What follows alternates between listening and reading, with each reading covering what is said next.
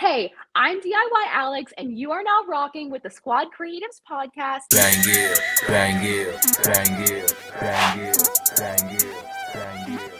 What's going on, everybody? Welcome back to another episode of Squad Creative Podcast. I'm your host, Seak, Parris. You can follow me at 12 Gone Apparel. I'm Mike Tees, the second half of Squad Creative Podcast. You can follow me at Mike Tees on all social media platforms. And today we are rocking with DIY Alex. How are you doing today?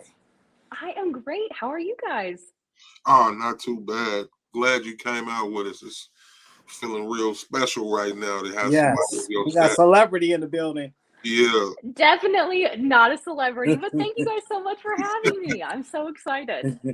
So for the 2 or 3 people in the backyard that don't know you, would you give your brief history of what you do and who you are? Of course. So my name is Alex Vanover, and my brand is called DIY Alex. And mainly I do Cricut crafts on my YouTube channel, which is just DIY Alex. But I've also been learning sublimation along with my audience, which has been super fun. I have tutorials on epoxy tumblers, on water-based screen printing, pretty much Cricut crafts, you name it. I probably have a tutorial on it somewhere. And on my other social media platforms like Facebook, Instagram, TikTok, Pinterest, all the places, I'm DIY Alex Vanover because DIY Alex was already taken. I had to add my last name in. Yeah. So let's talk about your history. How'd you get into crafting? Where does all this come from? So I actually got a Cricut for the first time because I got engaged and I knew that I wanted to DIY my wedding. So I would still have considered myself definitely a beginner, but we were engaged for about 9 months before our wedding. And that's kind of what got me interested in Cricut crafting. And then after that, so my husband and I actually dated long distance. So when we moved to Louisville, that was the first time that we had ever, well, since we met, that we had ever been able to live in the same city.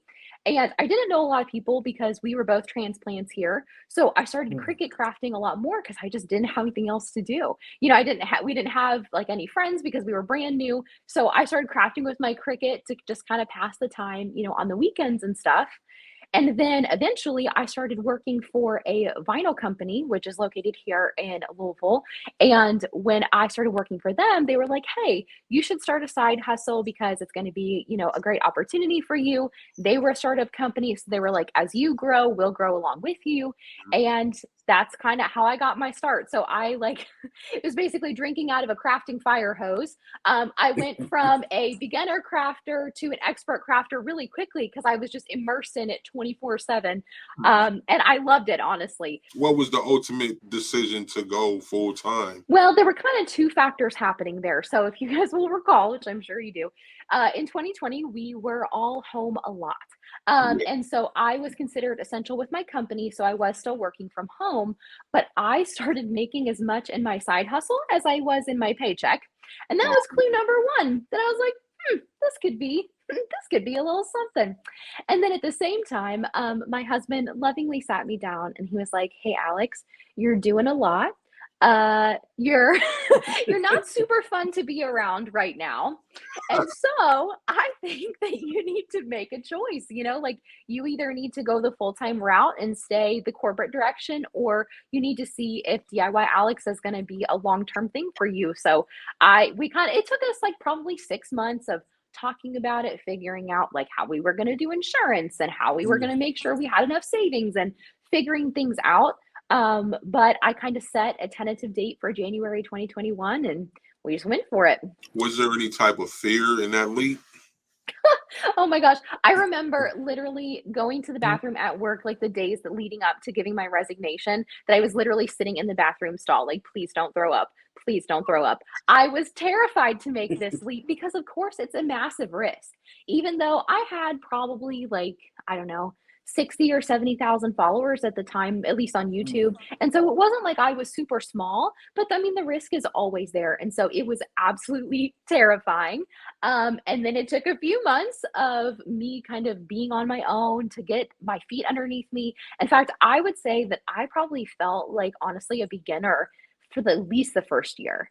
I mean, I thought that it would like Well, things were picking up really fast, and so I was really, really blessed for doors to just be flinging open from the moment that I quit my job, and so I felt like I was just trying to keep the train on the tracks, trying to manage myself, figure out my new schedule, break out of, like, the 9 to 5 mindset, and so, honestly, things were crazy for, like, the whole first year, and I didn't expect it to take that long, but I would say if you are on that track of quitting your job, I would say give yourself a year to adjust. Don't try to like walk out with any massive ambitions. Just see how things go. Keep the business moving, keep the money coming in because you got to pay your bills, but Right. try not to like set your expectations too high because you don't even know what it's going to look like a year from now. It's great advice. So I'm new to the channel, right? I'm not new to the channel, but just to say I am new to your channel. What are Sure. some things that I can expect to see Ooh. from DIY, Alex? Good question. So, one thing that's really important to me that regardless of what kind of content I'm making is developing a community. So, the first thing that I would want a new subscriber to see is that they are welcome here in my crafty fam. So, that's what I call my audience, my crafty fam, and everybody has a place in my crafty fam. Whether you don't even have a Cricut machine and you're just watching because you like coming out and hanging out on lives, or you're an expert crafter, everybody in between is welcome. So that's the first thing that I would want you to notice. But the second one is that I hope to inspire people to be creative. Like I always want to walk people through the steps of what it takes to make a particular project, but I don't want to limit you and tell you that you have to do exactly what I do. I want you to take it and make it your own because I personally believe that we were all made in the image of a creative God. And I want you Hmm. to take the creativity that God instilled in you and take it and make it whatever you want. Let's just say I have a question and I need it to be answered, and I drop it in the comment section. Are we going to get it responded like ASAP? So I'm far from perfect, but I try to answer my comments on YouTube at least once a week. But I also, at the end of every video, encourage people to get to know me on social media. And typically, if you ping me on social media, I'll get to you usually within a day. So whether that's Facebook or Instagram, I can usually get to people pretty quickly. So what I find is most people who need an urgent answer, they'll either comment on YouTube and realize they're not going to hear back from me right away, and they go to Instagram usually, or they'll just go straight to Instagram. All my message requests are, hey, I watched your blah, blah, blah video and I'm having this problem. Can you help? And honestly, like, it's so funny because I I love and hate when people say things like, I'm so sorry for bothering you. I'm like, you are not bothering me. You Yeah. are literally how and why I do what I do. And I leave myself open, walk through those things with you. So please never ever feel like you're going to be bothering me or it's my responsibility to put boundaries around when I check my messages. And this is Mhm. social media, right? You're not texting me, you're not blowing up my phone. So whenever I decide to answer you, like, absolutely ask away because that's what I'm here for. So, what are some of the things you do to prepare to make your videos? I'm just curious. So I have a pretty I have a pretty intense process for preparing. So I like to think of my lives as like my fun, like we're gonna figure this out together type of thing. But my recorded videos are definitely like I like to say bubbly, but also straight to the point. So I work out all the kinks before I ever get started. So Mhm. the first thing that I do is I have a policy that I will not do something for the first time on camera. So every single video that I make, I have done that project before. Unless I have explicitly stated otherwise, but typically speaking, I always buy two of everything that I do, and I do it first. Because one of the things that I pride myself on, so I actually have a science background. My degree's in environmental science. Oh, So I like to think of myself as kind of like a crafty scientist. So I will be tearing up my craft room, like literally creating a tornado in here, trying to figure out the best way, not just the right way, but the best and easiest, most logical way to teach you how to do something. So by the time that I do it in a video, I literally have it down to a formula that I'm going to teach you. So when I teach you screen printing, I'm going to give you an approximation of how much ink to use because that was one of the other, like, as I watch other people's videos, like as a crafter, I can kind of see what they're doing, but I'm like, well, is that a lot of ink or is that a little ink? right. Like Mhm. how much are you using? How much pressure are you using with your hands? Because I can't tell that based on like, the video itself. And so I do an intense process before I ever start recording. I also do pretty much a full outline, which sometimes, depending on how much experience I have, sometimes it's just a bullet pointed list that I have beside me that I make sure I hit all the bullets. And sometimes it's closer to a script, depending on what it is, because I am a talker and I will get completely off onto 15 different tangents telling you everything that I know, Yeah. which can be helpful. But also, when, at least for me, like when I'm searching for a video, I came to get my question answered. So that's why I keep things pretty straightforward. And that's why I have to bully myself and put myself in a couple of sentences, because otherwise I'll be going on and on all day. Yeah, I understand it. Yes, for So sure. first off, I want to say these last 2 or 3 guests, including you that I have, their backgrounds, school backgrounds, make me know that I'm not as smart as I thought I was. But Getting a college degree does not mean that you're smart. That's not what that means. no, I'm talking about the subject matter, science. Yeah, science, We had biologist, wasn't it? yeah, we had a Yeah. biology teacher on coming up the episode Really? before this. Yeah, Yeah. like that was now he's a successful entrepreneur in the t-shirt realm. Like, but it's y'all make me know that I'm not as intelligent as I thought I was. Thank you But for here's the that. thing, though. So, in one way, it is a strength, but in another way, I do think it's a weakness because it makes me different from my audience. My goal is to be as much like them as I can. And so sometimes the way that my brain works is a bit of a disadvantage because I don't think that it always asks all the same questions that my audience would without my type of background. Oh, Does that that makes make sense? yeah, You that know? So I think that like that's why I love like being on YouTube and things like that, because there is literally room for everyone. And people will say Yes. things like they'll come to me for YouTube advice and they're like, I don't want to step on your toes. And I'm like, you're not stepping on my toes. Make the same tutorial as me. I don't care, because you're going to do it in a completely different way than I am. And my goal is to serve people. It's not here to make Alex famous. Like, that's not the goal. The goal is to get your questions answered. The goal is to help you. So if that means that you need to watch 5 different videos and you like Seek's the best because you like the way he teaches, then absolutely, like, do that.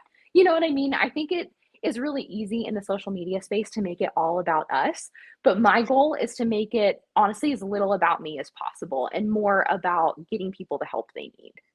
So, being that you're a teacher, because that you are, and a great one at that, might I add. Thank I've you. been watching some videos. I don't comment on all of them, but you're definitely a great teacher.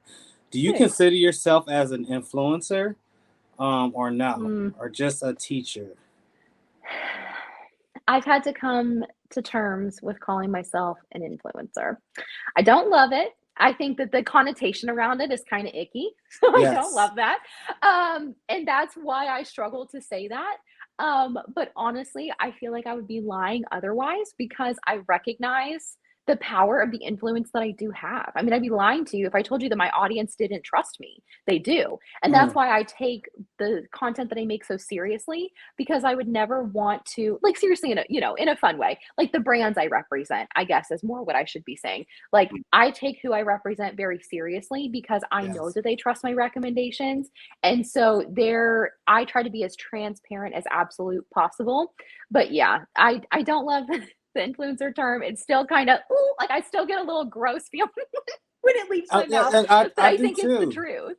I feel that way too, and I feel Yeah. like people they spent it around to where it just seems like an influencer is only concerned about how much money they're making or Right. what they can get. In all actuality, I really don't know where the term came from, but I Yeah. hear it I a don't know. lot. A lot of people Yeah. have been deemed or named an influencer. So And people will ask me, how many million followers do you have? yeah, yeah, Not even close, bro. Probably never even gonna get there, and that's fine. Like, and what I like about like the space that we're in is, even though like I do, put videos on the internet and on Instagram stories is like where I do life with people. I put a fair amount of my life on the internet, but I also like the anonymity of it. Like, I don't want to yes, go in public and people know who I am. Generally speaking, like, I just want to be a normal person. So in a way, I like the way that that works for us because we are yeah, such a niche down group that unless you were in the exact same space as us, it's very unlikely that you would ever run into right, someone that would know who you are, you know? right. And that's perfectly how I'm said. trying to do it. That's perfectly seen. Yeah. That's really real. So, Alex, what are you use the term Cricut crafts? Mhm. Explain to me and these other people that don't know nothing about the Cricut why we call them Cricut crafts. Okay. So the reason that I distinguish myself that way is because, as I'm sure you guys know, the craft world is big and wide, and it can mean a lot of different things, For like sure. a lot of different things. So I distinguish myself as a Cricut crafter because typically I am using a Cricut electronic die cutting machine. But in a more general sense, it's basically just making a lot of stuff with a die cutter. So, I don't know if you guys are familiar with like the OG term of die cutting, but dies used to be, the folders that you would put your stamps inside and you would put them through like a roller. That's like a manual die cutter. And a Cricut is essentially an electronic version of that. Mm-hmm. So we use Cricut Design Space, which is a piece of software on your computer to, well, actually, technically it's Cricut's program, but it's neither here nor there. You put all your information into that, your design into that, and then your Cricut machine is what is going to cut it. But there's a lot of nuance even in that. There's multiple different types of Cricut machines. There's a million different things that you can cut with it. Like I use a Cricut Maker 3, and the Cricut Maker 3 is pre-programmed for over 300 materials just as soon as you get it out of the box. Yeah. So that's why it's crazy to me, but it's true that I can pretty much do all of my content centered around one cutting machine, and it still never gets boring. It's still never dry. I have an ideas list, a Excel document that I keep on my Google Drive that is over 75 lines long at any given time. Yeah. That's crazy.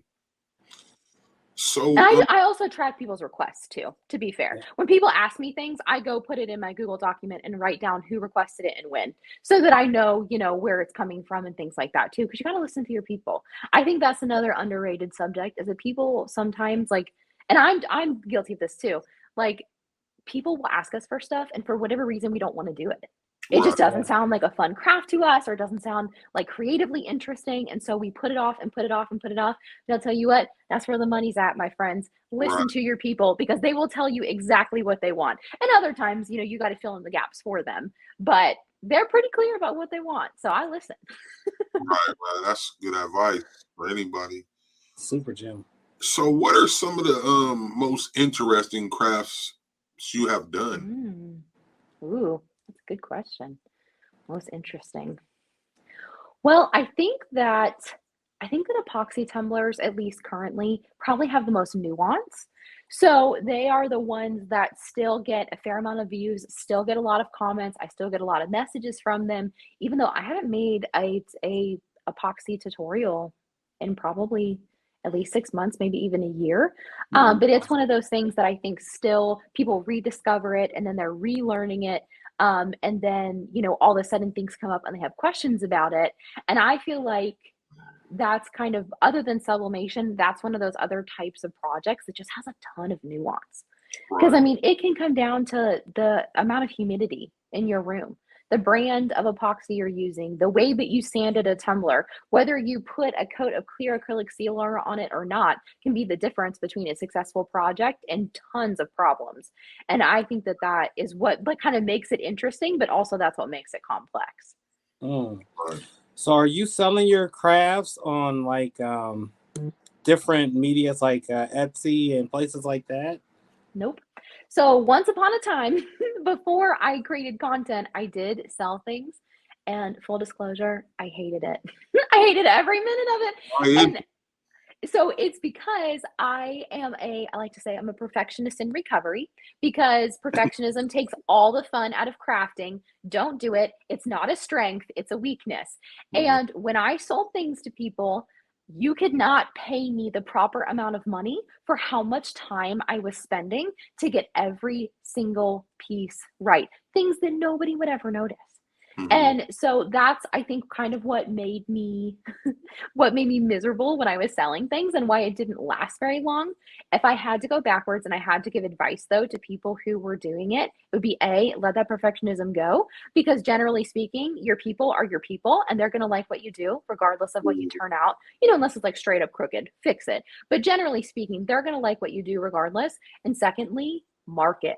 do like, and I know that we're on social media, so there's probably preaching to the choir here, but do not ignore the power of social media, because I had more business than my little one person shop could handle in the 6 months that I did it, because I came from, or I learned social media marketing in my job, and that's what drove everything. Mm. So you don't sell none of your crafts. What about courses, Nope. how-tos? Like, So it's interesting you say that. I am in the scaling season of my business. So I'm trying to figure out who I'm going to hire, and I'm slowly building my team up so that I can step back and create digital products. So right now, my streams of income are all centered around the content and actually being paid by platforms, whether it's by ads or whatever the case may be, and affiliate marketing.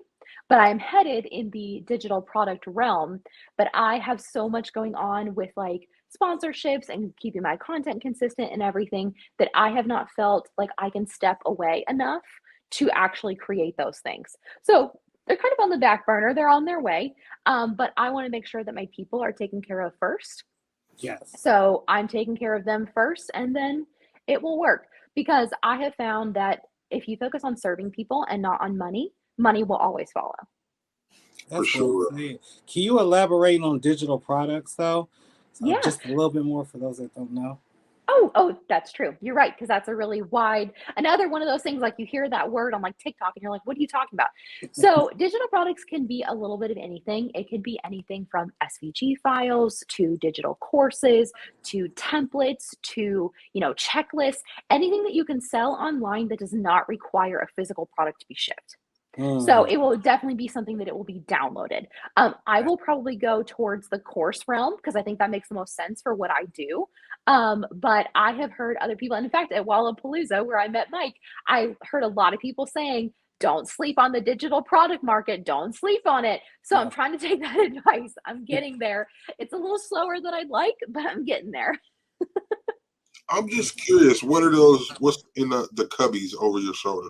Yeah. So these are IKEA Kallax cubes. I'll scoot my camera down so you guys can see. So each of these are labeled. So this is paintbrushes. So that's all my disastrous collection of paintbrushes. And then each of these is just categorized by different types of crafts. So like this one is screen printing, any kind of tape, hand lettering supplies, wood crafts, miscellaneous craft supplies, miscellaneous Cricut supplies, frames and canvases. That bottom one, I need to change the label, and then like felt and faux leather. See, listen, you are organized. I am organized. I do not function in chaos. Like I cannot. So I've never been diagnosed with ADD, but I think that I definitely border on that type, because if there is a distraction, baby, I'm going to take it. I'm going to look for it. I'm going to go for it. So I have to keep everything out of my own way so that I can get anything done. I'm really glad my camera is focused on what I focused it on, because the chaos is underneath what's it. Well, and to be fair, what I always tell people is this is the camera side. This is the clean side, okay? There's not to say that I don't have a half-naked mannequin over there, because I definitely do. Like, it is definitely not always pretty, but the camera's always pointed this way. Naked mannequin back in the corner. I do. I'm not kidding. So right now it's dressed, because I actually use it in a heat transfer warehouse video, but for a long time. So I teach a live Cricut class every Monday. And when I log on with my team, my mannequin is always behind where I put my camera, because I have my C-stand right here. And so I took one of my own sports bras and put it on my mannequin, because I felt uncomfortable with having her in the nude in my craft room. I just felt like that was so strange for people to be like, just thinking they're doing an innocent, video with me. And all of a sudden they're like, Alex, what is that? And I have a mannequin.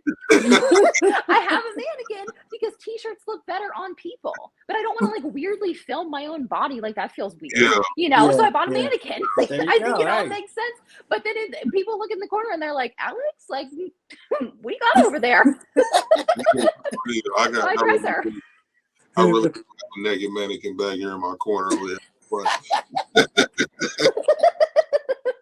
I explain the connection actually people are like, oh, that makes sense. But I actually don't do that many t-shirts. Ironically, of all the things I do, t-shirts for me for Cricut crafting are some of the most least interesting. So I do t-shirts probably last because I feel like that's like the most talked about. That's what people are going to discover the most on YouTube. So I usually gravitate last towards t-shirts because like there's a million t-shirt tutorials out there. So then when I tell people that I have a mannequin, they're like, for what? So like, what's you your don't even favorite? do that many clothes. So if you don't What's do a my lot favorite? of t-shirt, what's your favorite? What's your favorite craft? I do anything, everything, all of it. So this is probably an unpopular opinion, but of the Cricut crafting world, I usually prefer to work with adhesive vinyl, which I know people are like, are you kidding me? And it's true. Mostly because I just like getting creative with all the surfaces that you can put it on. Like I just like getting creative with like putting it on windows and car decals. Like my husband and I made some camping buckets. Are you guys familiar with those? The big like 5-gallon buckets that are totally white. Oh, yeah. And then we have a camper. So I put black vinyl decals on both sides of them. And then you put lights inside so that you can put them outside your camper. And they're like a fun little piece of decor. And when you go on a walk in the campground, you can find your own camper again because you got lights to guide you. Like, hey, this is yours. Yeah. So like stuff like that. I feel like I'm more creative that way with adhesive vinyl. But also it's a real pain to weed. So I'd rather weed and work with HTV, but I'm more creative with adhesive, if that makes sense. Gotcha. Yeah. So adhesive, huh? Old school. Sure. It is. And honestly, like in the garment decorating space, I do not blame you guys for like getting out of vinyl because like having to make a massive order and weed every single HTV decal sounds like that sounds like punishment to me. My people know I hate to weed. I hate it. Yeah. I would rather do anything. I'd rather spend my life doing anything else. So that's part of why I like screen printing when it comes to multiple projects, because that's what I would choose. Right. And it has adhesive vinyl in it. So duh. Way better choice in my book. Keep getting these invitations to do screen printing. I have a whole screen print set up, but I Do don't you? have like four station, all the stuff, but That's I awesome. don't have room. But I need to find something. I see a lot of people just do it on a desktop with a screen. Like, I need to get into it. I need to get into that because it's fun and you can do it fast. Well, since we're on that subject, DIY Alex, could you tell us about your screen printing? Yeah. And how So it's done? honestly, it is like as basic as they come, you guys. It really is. So I usually like to work with a 12 by 18 inch screen. A lot of like crafting screen printers, you'll see use the 10 by 14 screen, but I do not because that's not big enough for most adult size decals. And I mostly make like adult size t-shirts and stuff like that. So I usually like to work with a 12 by 18 inch screen, but the way that you do it with a Cricut is that you cut your template out of adhesive vinyl, you mirror it so that you put it on the back of the screen, and then you use that as your template to screen print over the garment. And then once it dries, you heat set the water-based ink using your heat press, and then it'll outlast the life of the garment. I mean, honestly, like I know that Plastisol has a lot more robust options. It has much options for bigger operations and things like that because you are limited to one color per screen, which you are in Plastisol too. But you know what I mean? Like it definitely takes more time when you're doing like multicolored designs and things like that. But the fact that people can do that from home, and honestly, I love screen printing because if you already have a Cricut, you can get into it for like less than $50, probably a lot less than $50. So it's just a cool thing that people can pick up and like try it out. And if you hate the texture of HTV on your garments, that's another reason why it's beneficial because some people don't like that feel, like they just, they don't like the big plasticky feel. So you can get into that for less than $50 and try it, and it's super fun. What brand do you actually use? I mostly use Speedball. Speedball. Okay. That's very so popular. it's like crafty stuff that you'd like find on Amazon. It's not something that you like, you're not buying huge quantities of this from a distributor because most people who are doing it this way are not doing massive quantities. Right. You're maybe doing 20, 25 shirts at a time for the occasional project. That's enough. Gotcha. Okay. So it's definitely more limited. Like for a screen printing shop, it's definitely not the move.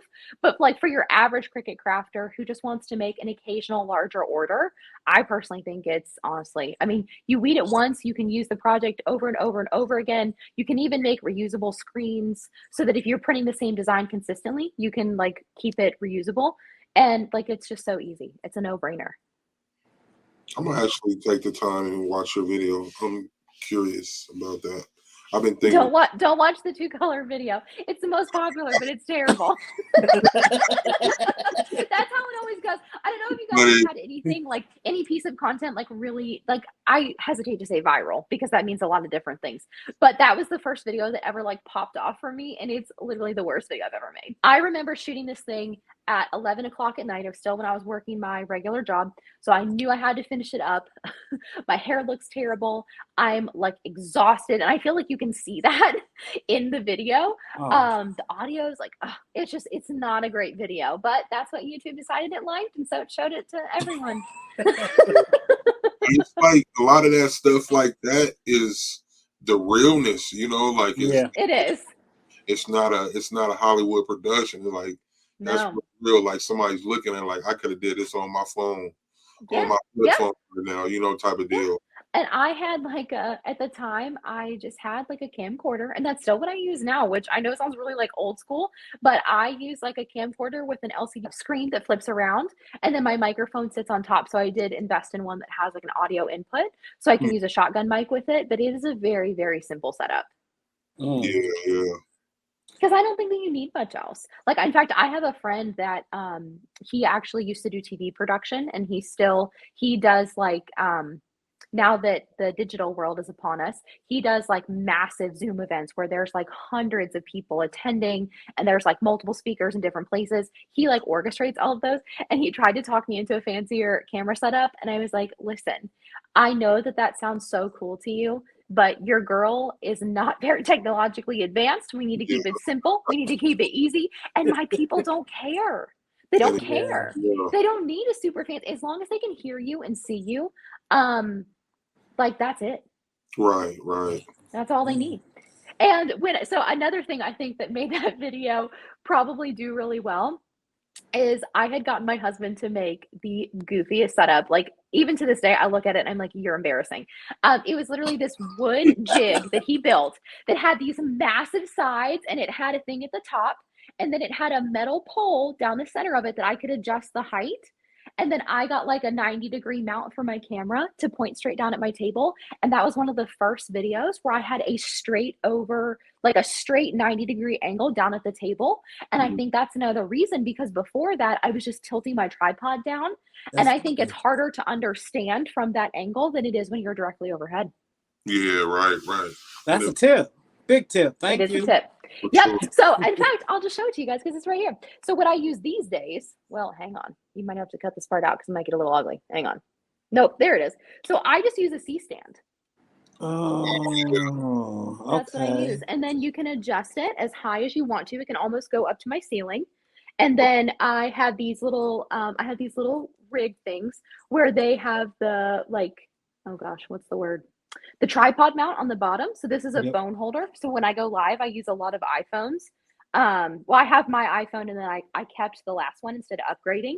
And I use that one for my live setup. And then I just switch this phone holder out for my camera. And that's what I use. And that way it's portable. That's a nice setup. I like it. It's just easy. And I think it's maybe C-stands are like, the one I bought's like $150 on Amazon. Not bad. I mean, you know, for a camera setup, for like a big upgrade. So that's what I changed to, because in my little blissful ignorance, I had no idea what that thing was called. I was like, how do you get an overhead setup? I don't know. So I had my husband build this janky wooden thing that I used for a long time. And then like, it would be awful. And what I hated about it is it sat on my table. So if I would shake the table, the camera would shake, and I'd have to like stop and pause and then cut that out and then continue and try to be super gentle on my table. So this just sits on the floor. So that way, if I shake my table, you can't really tell with the C-stand. Right. So that's a big upgrade for me. Big deal.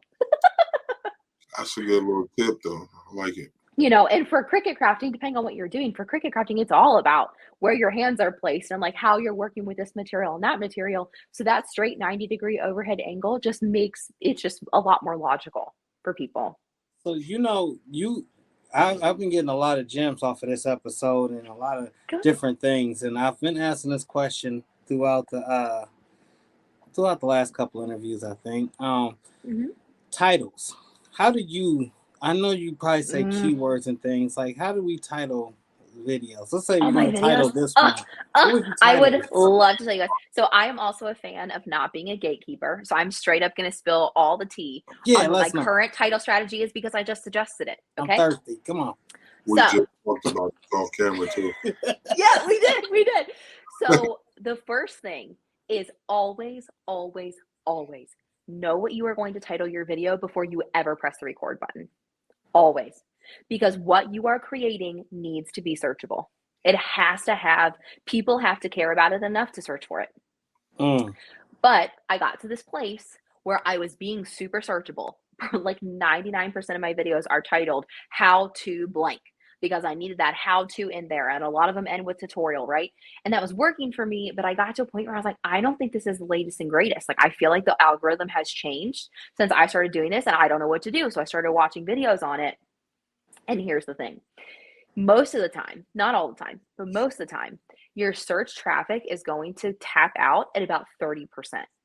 So 30% of your traffic is coming from search, and that means that 70% is left over. So what do you do with that 70%? How do you attract those people? How do you get them to watch your videos? So what you do is you add, I don't like to say a clickbaity title because that's not exactly correct and that's not ethical either. So not a fan. But you need a curiosity inducing title so if you make it on somebody's For You page, you need to be curiosity inducing and you need to have those keywords. So I'll give you an example. The first time I used this and it's going really well. So I made this video and I didn't exactly know what I was going to call it, but I knew I was going to make it like the top techniques and tips that I wish I knew as a Cricut beginner. Like if I had known these techniques, they would have saved me so much materials, blood, sweat, tears, all of it, because I did some crazy stuff to try to get my stuff like applied straight. You know what I mean? Just like these tips and tools that had I just known these techniques, it would have been so easy. So I sat down and I'm going to give you the title off of my YouTube video because I don't remember what I called it. But I sat down and I was like, how can I make this interesting? Yeah. Like top 5 tips for a Cricut. Who cares about that? That's just it's not sexy enough for, if I saw that on my For You page, I'd be like, oh, what? Like, what are you about to say? What are you about to teach me? So instead, I titled it,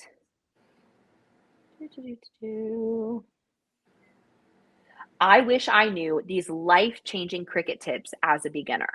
And in my thumbnail, I put life-changing Cricut beginner tips. So it has Cricut beginner tips as your keywords, but it has that curiosity inducing, almost like, so what I like to compare it to is like a magazine headline. So what I have recently done is pulled up, like, I'll get on Google and type in like magazine covers for like 17 magazine, Cosmopolitan magazine. What do they use to like, because when I, at least as a woman, when I go through the checkout and I see something on a Cosmo cover, I'm like, what? what are you about to tell me? And so I was going for that same like, oh, okay. Because in theory, if you're getting on your own subscribers, For You page, how are you going to get them to click? Well, you're going to just so you're not lying. Clickbait is straight up lying. We're not lying. We're just making it more interesting. Wow. Thank you. You're welcome. So that's like my newest venture. And sometimes it's really hard to do. Like with this I made a sublimation notebook from Heat Transfer Warehouse that actually turned out really cute. But I was like, I don't know how to make that real interesting. So I don't know that I don't always nail it every time, but I try to think like almost backwards of like, okay, so I know what I'm trying to say. I know this is going to bring a lot of value. So what can I say that's going to make you go, what? If you see this on your For You page, and because I think that makes it stand out. That's smart. That continues to work, but that's my latest strategy that I'm using for titles. But like all this stuff, like it's so much to it to learn, but it takes a long time. It's definitely a job. Yes. Yes. People think, and that's a really important content pillar to me, is like sharing the real life stuff. And especially, like, I have really, really high functioning anxiety. I really, really struggle with anxiety, and I try to give people an insight into what that looks like, because it sounds really cool to say that, like, I work from home, I work for myself, I can do whatever I want. But the reality is, when you have a high anxiety, like almost trending toward workaholism type of personality, like I do, like highly ambitious, that can be my own worst enemy. It would be Mm. much easier for me to go to a job and be like, I get here at 8, I leave at 5, but that's not how this works. And a lot of people don't see that side to it. So it sounds like real sexy and real cool. And it is. A lot of times it can be great.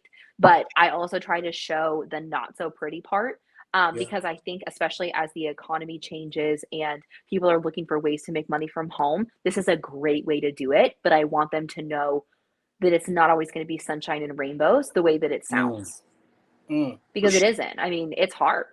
for sure, a lot of hard work, Hmm. and a lot of people regular that are conditioned to a 9 to 5 really downplay it, how much work it is. Yes. Even Yeah. Yes. even just trying to consistently post to social media, like Yeah. Mhm.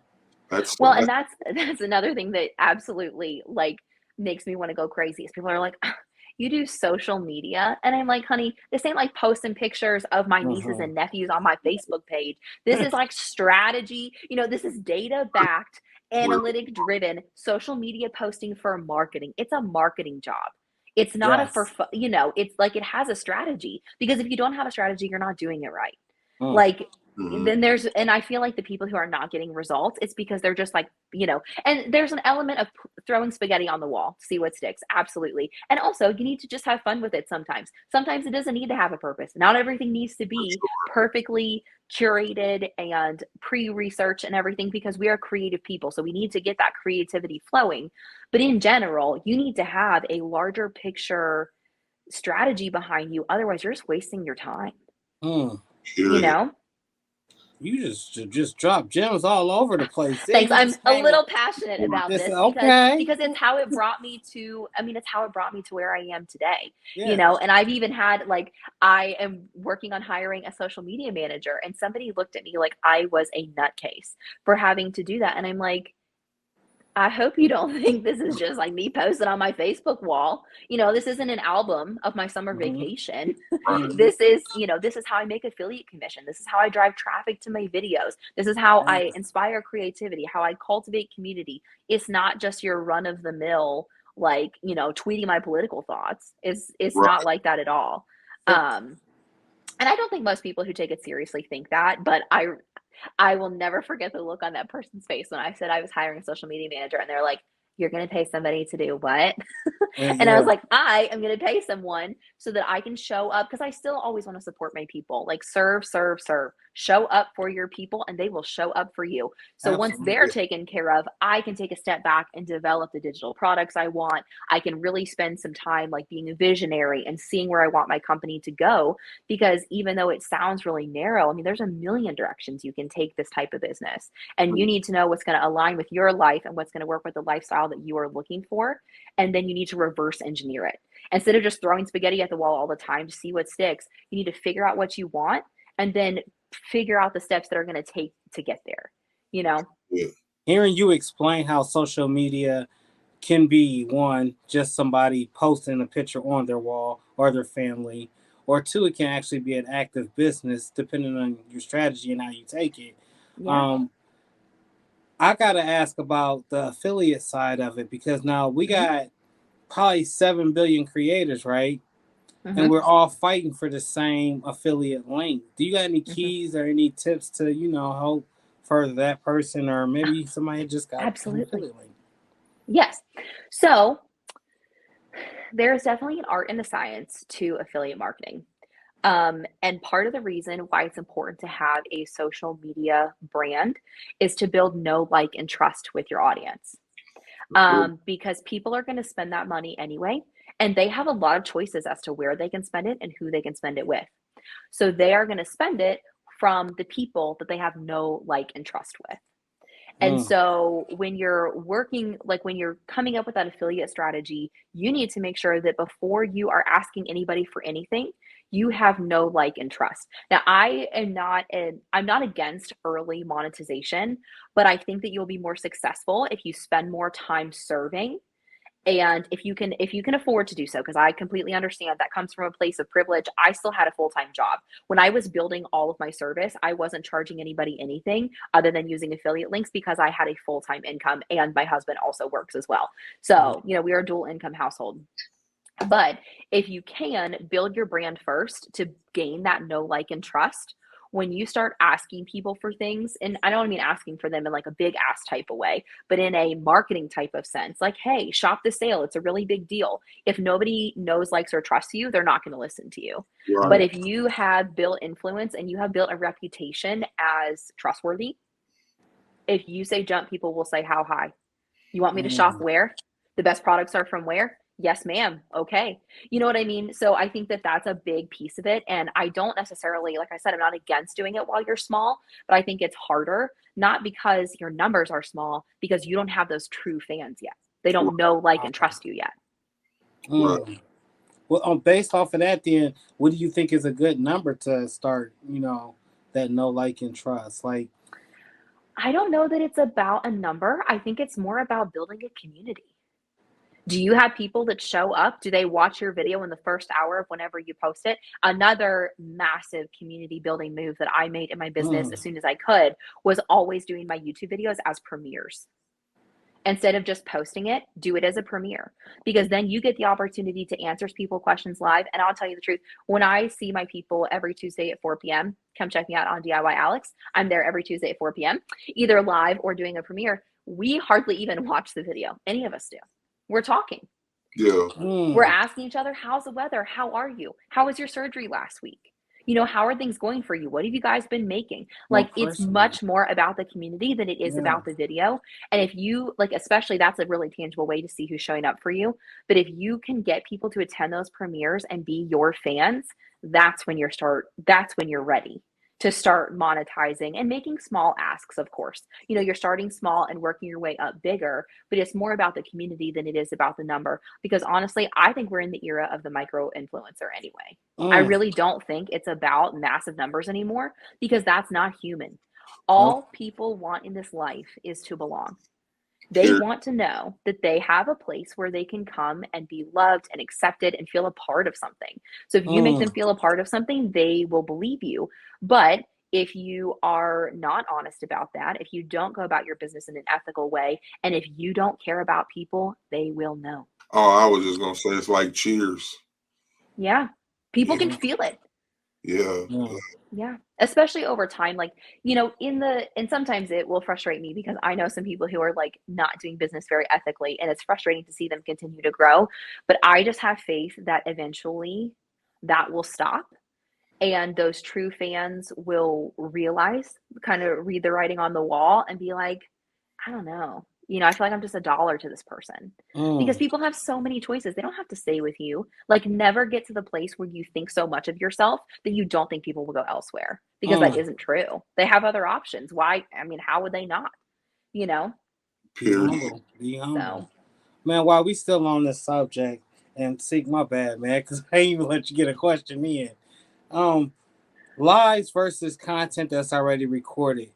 Do you mhm. think that helps or hinders your YouTube channel? So I think lives are really useful for community building and when you don't have time for pre-recorded content. But I think it's much, much less searchable.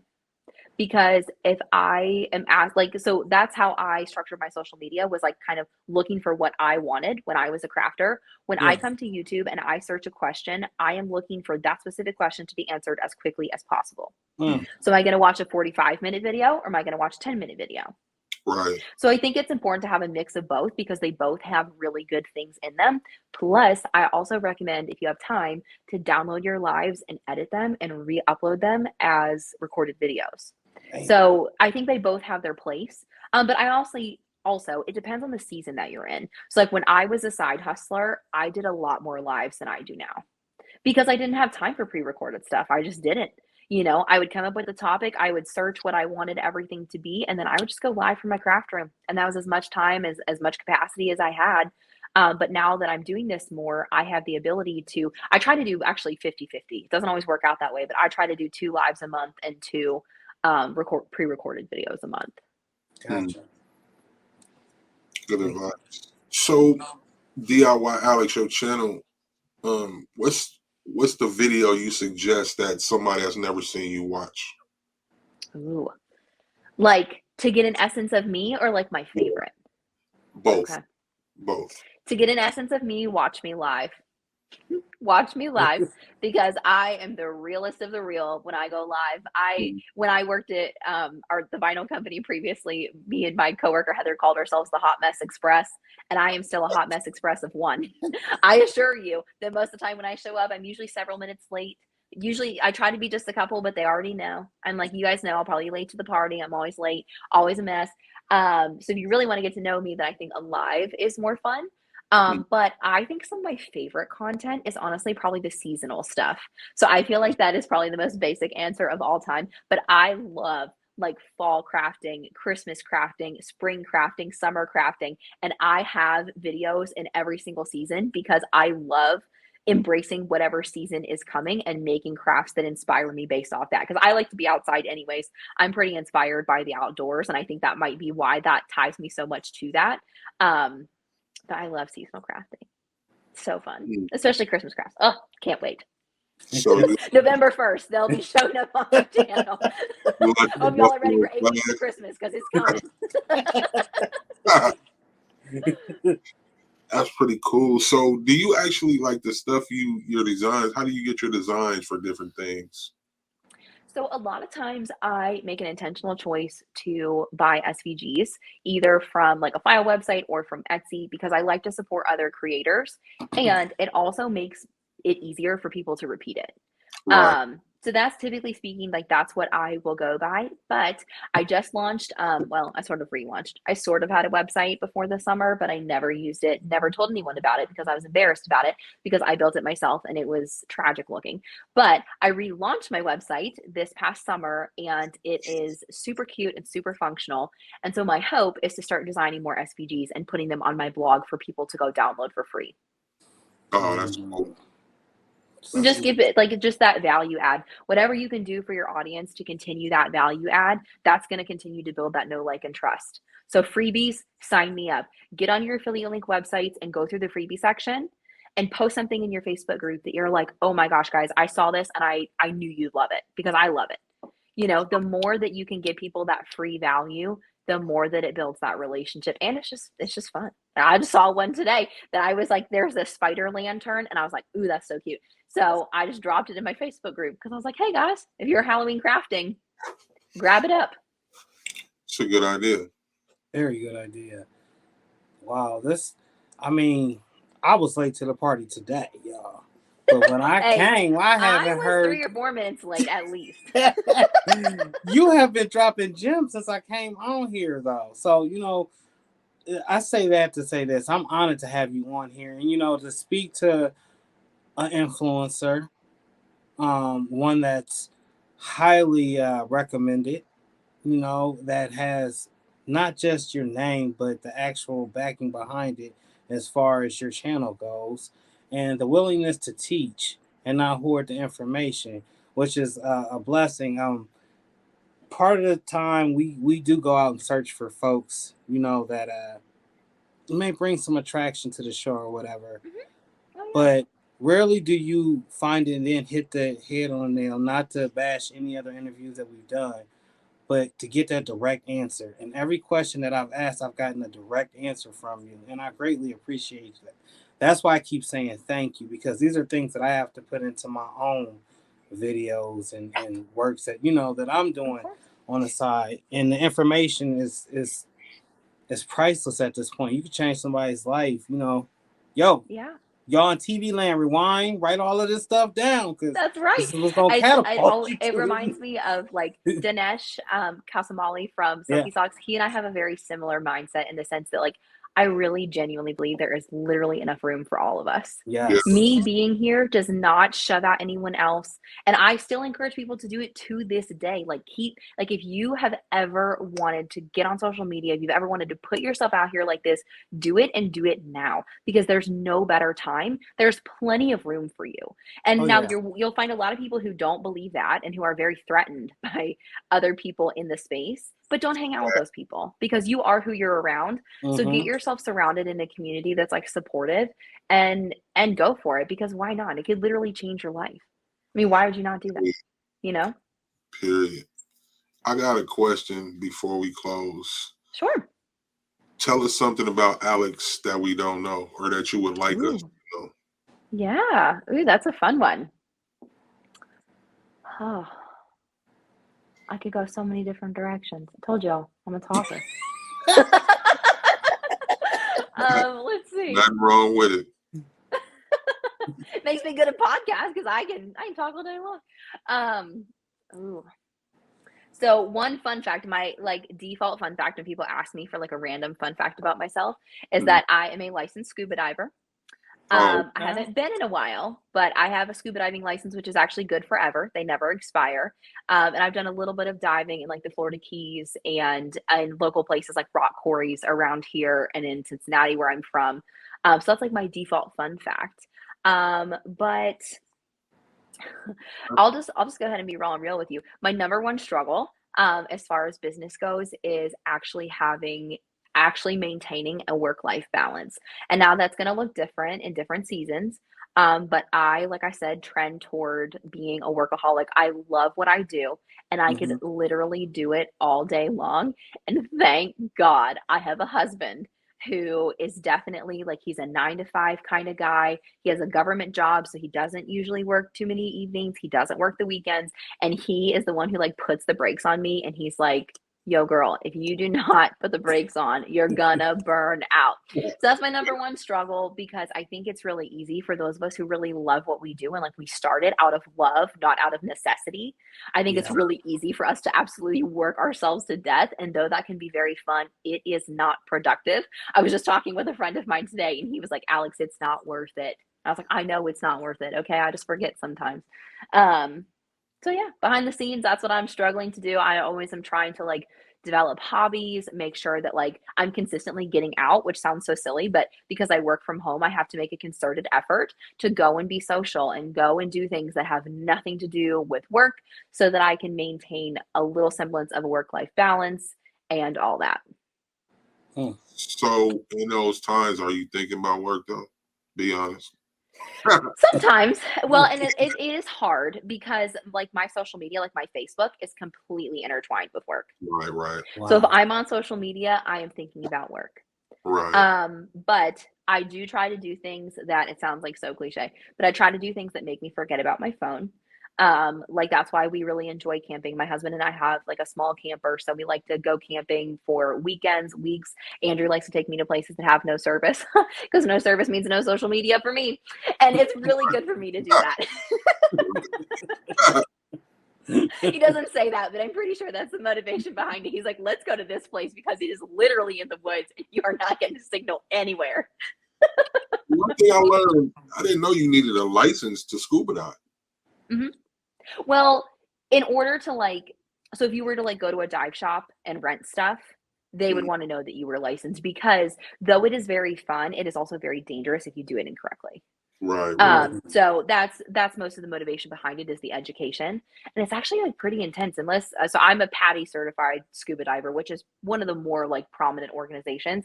It took me an entire summer, and there's half classroom time, like once a week, for a whole summer, and it is like half classroom time, and then they also usually take you to like a local, like a YMCA pool, and have you actually practice.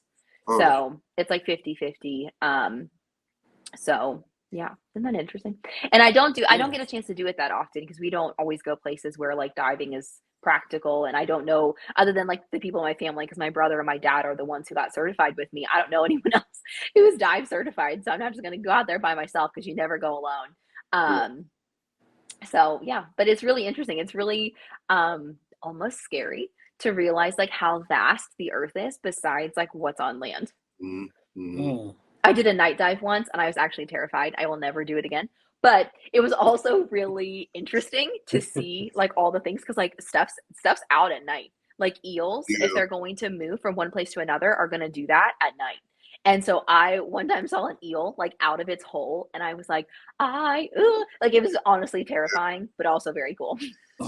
Night diving, yeah, I would. I'd be thinking shark draw. Um, Well, and what happened, the reason like I wigged out before I even got off the boat, okay? Because when you jump off the boat, you are jumping into black water. You cannot see a thing. And that's what got me. It wasn't even so much like being down there. It was the entry into black water that I have no idea what's underneath me. When you Yeah. dive in the Keys during the day, you have like 80 to 100 feet visibility on average. So you can see like 80 to 100 feet around you almost all times during the day. Jumping into like complete darkness, literally terror. Wow, it sounds terrifying. I will never do it again. Like we did it. I actually went through the Boy Scouts. So my family is really big into Boy Scouts, and I worked professionally for the Boy Scouts for a few years.